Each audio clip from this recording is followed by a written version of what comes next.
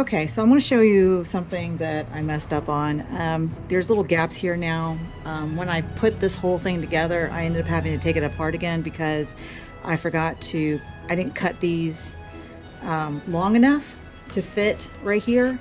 And when I glued it all together and tacked it together, my tree stand base did not fit, so I had to take it apart and redo it. And then I showed you the video of the tree stand actually fitting in my little box. So that was a mistake I did.